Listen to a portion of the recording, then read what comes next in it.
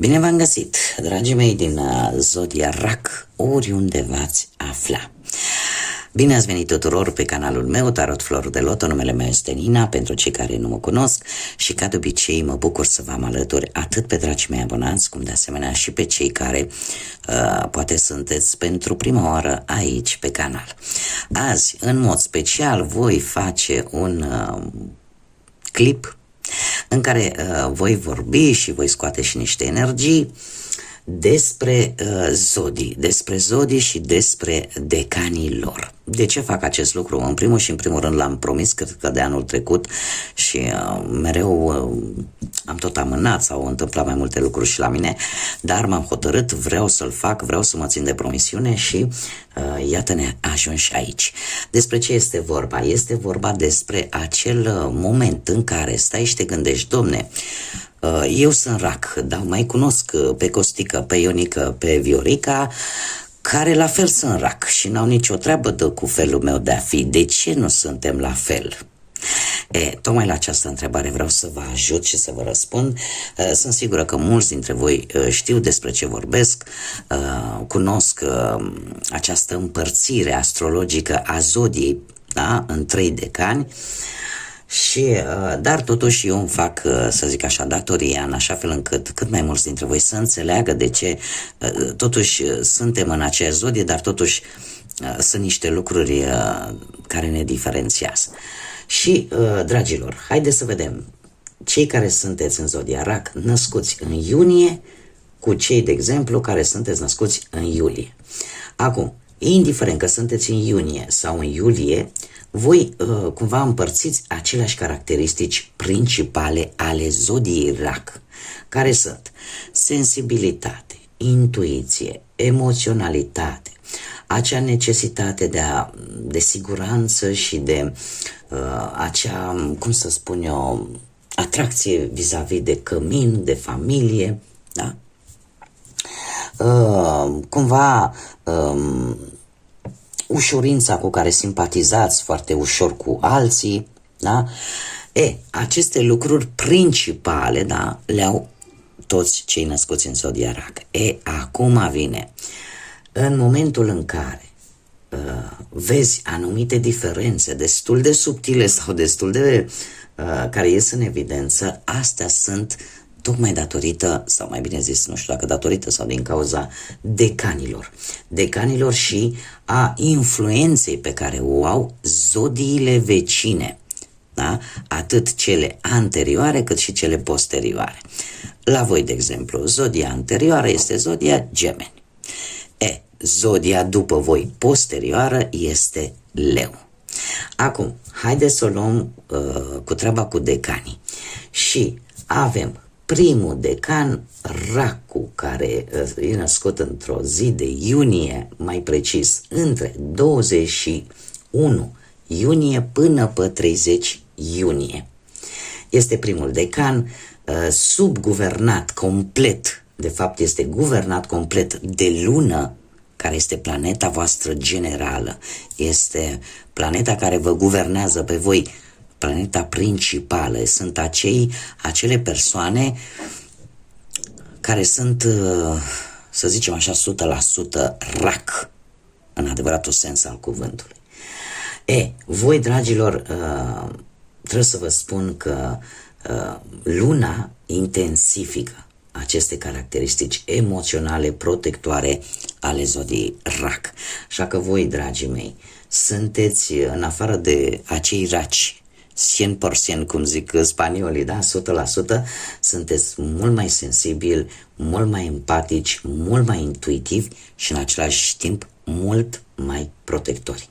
De obicei aveți schimbări de umor așa care marchează, da? Treceți imediat de la o stare la alta destul de repede și sunteți foarte influențați de fazele lunare. Da? Atunci când e lună plină, atunci când e lună nouă, da? Sau când au loc tot felul de eclipse lunare, da? Voi sunteți cei care cumva percepeți aceste schimbări lunare foarte accentuat. Voi sunteți cei care sunteți foarte lipiți de către familia voastră, de către rădăcinile voastre și în general Căutați acea siguranță atât emoțională cât și fizică. De asemenea, așa cum v-am mai spus, mai ales cei care sunteți născuți între 21 iunie cam până pe 23 iunie, primiți influența zodiei Gemeni. Da? Cumva împrumutați, ca să zic așa, ceva din zodia Gemeni. E posibil ca voi să fiți mult mai comunicativi, mult mai sociali și, în general, din punct de vedere mental, să fiți mai agili. Da? Să gândiți lucrurile un pic mai șiret, ca să zic așa. Toate lucrurile astea se combină cu emoționalitatea racului, cu curiozitatea și versatilitatea gemenilor, da? Iese așa ceva, se amestecă două lucruri și iese ceva bun. Acum, ce ar mai fi de spus vis-a-vis de planeta care vă guvernează pe voi, în mod special cei, luna, cum am mai spus, guvernează toată zodia Rac, dar în mod special pe voi, cei din primul decan.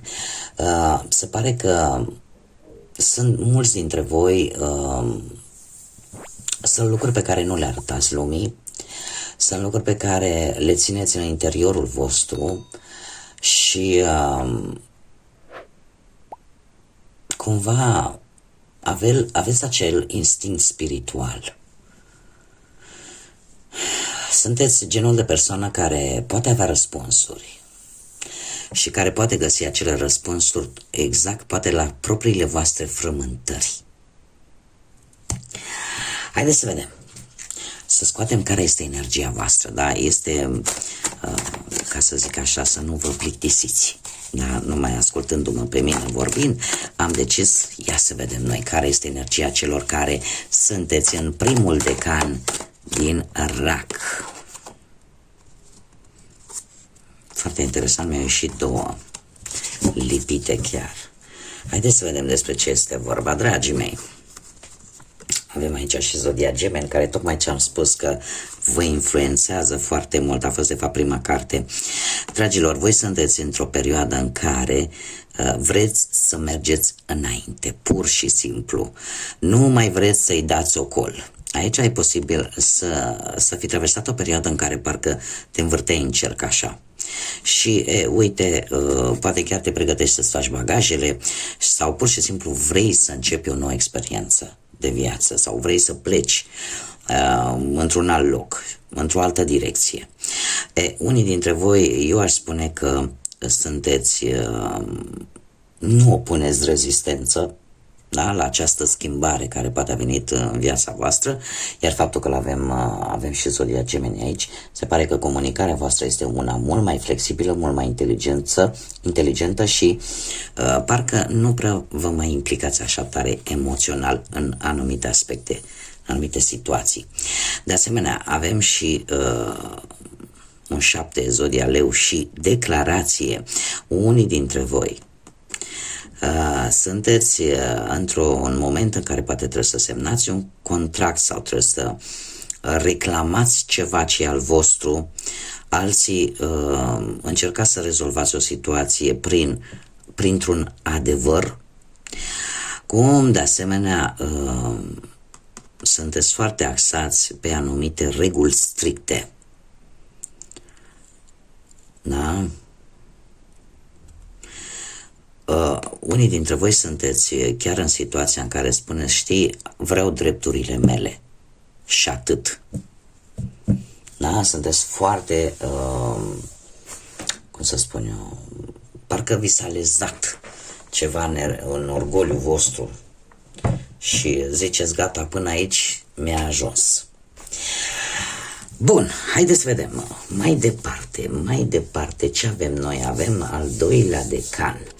Al doilea decan cuprins între data de 1 până pe 10 iulie și care este subguvernat de data aceasta de către Pluton. Da? Deci în afară de lună, care este principal, al doilea decan este subguvernat de către Pluton, care ne vorbește de transformare, de energie, de schimbări majore, de un nivel de înțelegere mult mai mare decât față de ceilalți. Cel de-al doilea decan, sunteți mult mai intenși din punct de vedere emoțional, sunteți mult mai concentrați, mult mai profund în acea putere emoțională și de transformare. De obicei sunteți mai rezervați, dar cu o forță internă notabilă, destul de mare.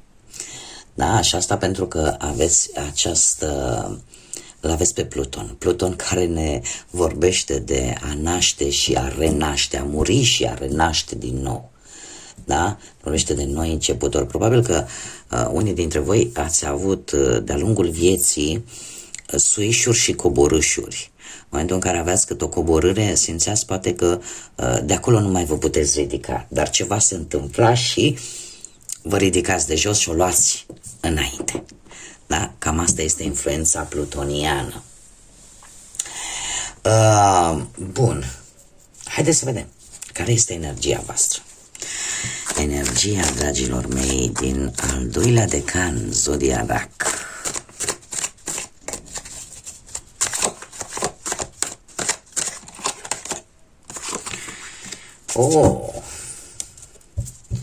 Se pare că într-adevăr avem un 3, Zodia Leu, încă o dată. Cifra 3 mie îmi spune că sunteți intuitiv și vă dați seama că ceva trebuie să faceți. Cam știți cu exactitate cam ce ar trebui să faceți într-o situație. Unii dintre voi sunteți foarte creativi și mai ales în ceea ce privește gadgeturile astea noi, da, nu știu, umblatul poate pe calculator, pe un telefon, da? Sau poate chiar deprindeți în acest moment aceste lucruri, de ce nu? În general e vorba de tehnologie și de folosirea ei în a, în a avansa, a te folosi de tehnologie pentru a avansa. Unii dintre voi e posibil chiar să fi încercat anumite idei de ale voastre și chiar dacă nu v-au ieșit, ați perseverat și perseverați în continuare, nu-i problemă, nu mi-a mers așa, schimb ceva și încerc în altă manieră. Și nu mă miră lucrul acesta pentru că, este maniera în care cei din al treilea decan guvernați de Pluton, fac lucrurile. Deci niciodată nu se lasă bătuți, chiar dacă se duc jos, găsesc forța necesară, sunt inventivi, sunt intuitivi și încearcă de câte ori este nevoie până când reușesc să găsească soluția potrivită. Acum, noi mergem mai departe și haideți să vedem cei din Rac din al treilea decan. Dragilor, voi sunteți în perioada cuprinsă între 11 iulie până pe 22 iulie și sunteți subguvernați de către Neptun. Și vine Neptun care ne vorbește tare mult de iluzii, de vise, de o lume ireală, de obicei în momentul în care trebuie să luați decizii importante, le cam lăsați pe ultima 100 de metri. E adevărat că intuiția este la cote maxime, da? Sunteți mult mai intuitivi, dar cumva aveți acea tendință de a trăi într-o lume a iluziilor, într-o lume ușor utopică, da? Care să nu prea aibă legătură așa cu realitatea.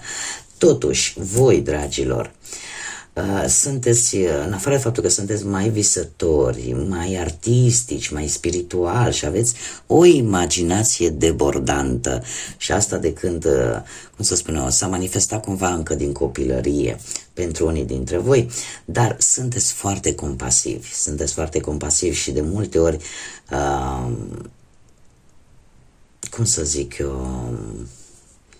parcă vă atât de compasivi încât captați, ca să zic așa, din greutățile, din problemele altora și le aduceți culmea în lumea voastră, așa de mult vă afectează. Acum, de ce spun acest lucru? Pentru că Neptun este guvernatorul principal al peștilor și are o influență, pentru că cam așa se întâmplă cu zodia pești, așa ca o mică paranteză. Ce ar mai fi de spus la voi, dragilor? Faptul că, fiind, mai ales pentru cei care sunteți născuți aproape de 22 iulie, poate să fie, nu știu, 20, 21, 22 iulie, sunteți sub influența ușoară a zodiei Leu, care este zodia care vine imediat după voi și care combină oarecum această sensibilitate a racului cu încrederea și carisma și dorința de a străluci a zodiei Leu. Așa că voi sunteți un pic mai extrovertiți și mai siguri pe voi înșivă decât ceilalți din ceilalți decani. Da? Voi exprimați, ieșiți în evidență, da? Nu vă închideți așa tare în carapacea voastră. Acum, pentru că tot a venit vorba vis-a-vis de voi, dragilor, trebuie să vă spun că atunci, nu știu dacă am făcut-o la voi, dacă n-am făcut-o și dacă am făcut-o și mă repet, nu e niciun bai, în general. Deci, cei care sunteți născuți la începutul zodiei, da, în primele 2-3 zile de la începutul zodiei, cu cei care sunteți născuți în ultimele 2-3 zile de la sfârșitul zodiei, trebuie să știți că întotdeauna există influențe de la vecini. Da? Și pentru cei care sunteți chiar în ultima zi, pentru a afla exact dacă voi sunteți, de exemplu, în situația voastră acum, da?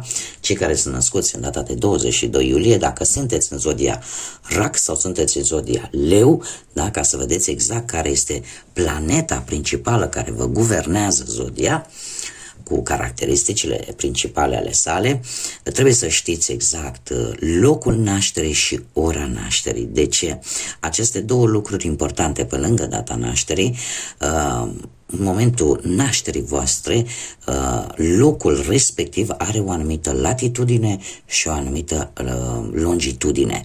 Așa că din respectivul punct către harta cerească apare o anumită poziție a stelelor, a planetelor. Da? Ora, de asemenea, este fundamentală pentru a vedea exact dacă pe harta cerului momentul nașterii cu locul nașterii erau poziționate astrele în așa fel încât să știi exact dacă te aflai într-o zodie sau în cealaltă. Deci astea pot face diferența. Asta pentru că am primit mesaje de la unii dintre voi, la unii am putut să-i ajut pentru că au știut cu exactitate și ora și locul nașterii, la unii am cam mers așa, pe bâșbâite, dar cam asta este situația. Acum, vis-a-vis de voi, dragilor, așa cum am mai spus, cei din al treilea decan, și aici aș vrea să fac o mică paranteză. Deci, cam care ar fi diferența între cei din Rac, născuți în iunie, care sunt mai emoționali, mai introspectivi, mai centrați către cămin și către familie și, în general, sunt un pic mult mai rezervați și caută să-și protejeze acea lume interioară a lor. Da? Cei din iulie, da, cei născuți în Rac în luna iulie, sunt mult mai influențați de acea putere transformatoare a lui Pluton, așa că sau visele și spiritualitatea lui Neptun, așa că au o autoexpresie emoțională și artistică mult mai focusată, mult mai concentrată. Acum, haideți să vedem pentru cei născuți în al treilea decan, să vedem o energie. Dragilor, voi vă simțiți foarte încorsetați de griji, poate, dar eu spune că sunteți încorsetați de o anumită stabilitate sau sunteți încorsetați de anumite reguli care nu vă cam plac. E ceva aici care nu prea vă place, nu știu, că poate să fie la locul de muncă, că poate să fie legată orice aspect al vieții, cumva așteptați. Vă simțiți un pic strânși cu ușa, dar așteptați schimbarea, sunteți conștienți că schimbarea nu va întârzia să apară și unii dintre voi suportați anumite lucruri tocmai pentru că vreți să faceți pe placul uneia sau mai multor persoane. Da? Alții sunteți un pic limitați de anumite restricții sau anumite limite. Cumva apare o stagnare aici, care vouă nu prea vă place. Da? Bun, dragii mei, cam atât am avut de spus pentru astăzi. Eu sper că vi s-a părut interesant. Aștept cu mare nerăbdare comentariile voastre, like-urile, distribuirile și, desigur, cei care nu v-ați abonat, nu ezitați să o faceți, să ne întâlnim aici împreună în această comunitate a florilor de lotus și, desigur, trebuie să vă mulțumesc tuturor pentru tot ceea ce faceți și ajutorul pe care vi-l aduceți, desigur, fiecare în parte prin aceste mici gesturi care sunt like-urile, comentariile și distribuirile. Până la următoarea lectură, când ne vom revedea, eu vă doresc tot ce e mai bun, să aveți parte de ceea ce vă doriți și, desigur, să simțiți o energie pozitivă care să vă facă să mergeți înainte și să treceți peste tot și peste toate. Așa că până la următoarea lectură, numai bine vă doresc și, desigur, să fiți iubiți, dragilor.